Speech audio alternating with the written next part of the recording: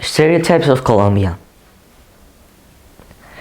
In Colombia, there was a time in which narco trafficking was one of the main problems of the country. And now that all these events have happened, there are many books and series that are proclaiming this as an entertainment, but this is getting some people scared for coming to Colombia because of the danger that may occur when they are visiting the country. But now, Colombia is far more different than what it was in the 1980s. Caribbean country. Some people, when come to Colombia, they imagine that it was all islands and palm trees and sand and water, but they may imagine that it's just a big Cartagena, but that comment is not valuing the whole biodiversity that there's in the country, like the desert of Tatacoa, the Nevado of Santa Isabel, and many different valleys that you can find around the country. Supermodels.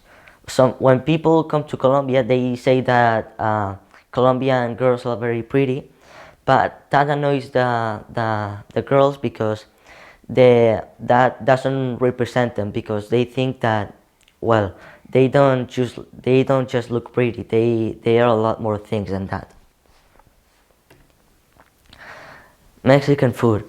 When people come to Colombia, they say that the food is just like the Mexican food, but Colombian food is doesn't it has a lot of lack of spicy, and and and gathers together a lot of the the different food and farming that we can find around the country. When people come to Colombia, they say that they get surprised because they didn't think that there were roads or different cities that were a lot more advanced. But of course, there are still places in which they have to develop. But in reality, Colombia is a very advanced country.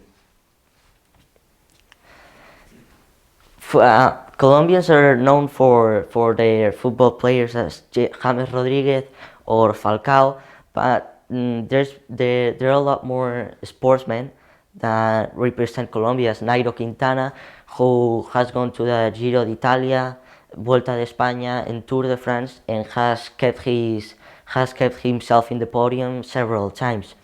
Or Antonio Cervantes, which was a Colombian boxer who has kept himself in the World Championship 16 times. Or Catherine Ibargüen, who is an athleticism, and he does high jumps, triple jumps, and long jumps. Who has won one gold medal in the Olympic Games of Rio de Janeiro in 2016, and one silver medal in the Olympic Games of London in 2012. Salsa is very popular in Colombia, but when people focus in just that kind of dance, they are not looking at many other styles that there are in Colombia. But like, what about cumbia or bachata and merengue? There are a lot more styles that this country can has. The language.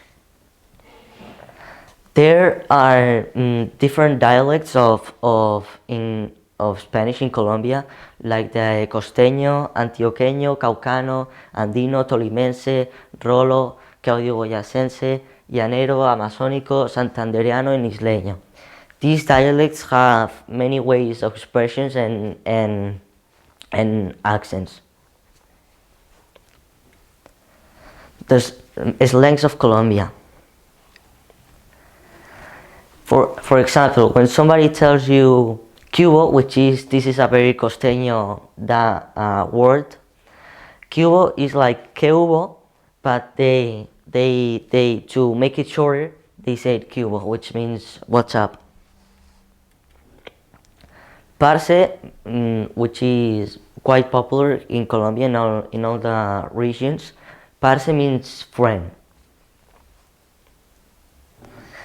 Cantaleta is like when your mom tells you to do something, like uh, to do something and it annoys you. So I love you, mom, but you give me too much cantaleta, for example. Los tombos means the police. So when somebody says vienen los tombos, it means the police are coming. Lucas means money. So when you tell, for example, your dad to say, dad, me das unos lucas, then that means can you give me, for example, 10 lucas to buy some shoes? That means the $10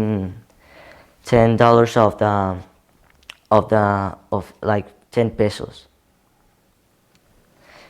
Pilas means to pay attention. If somebody tells you pilas, then that means keep your eyes peeled, pay attention to what is happening.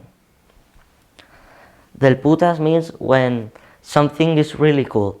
So, for instance, if a Colombian tells you your shirt is del putas, that means that you can never take it off, because you should never take it off. Nanay cucas means the simple translation is no, but this is a grandma's way of saying no.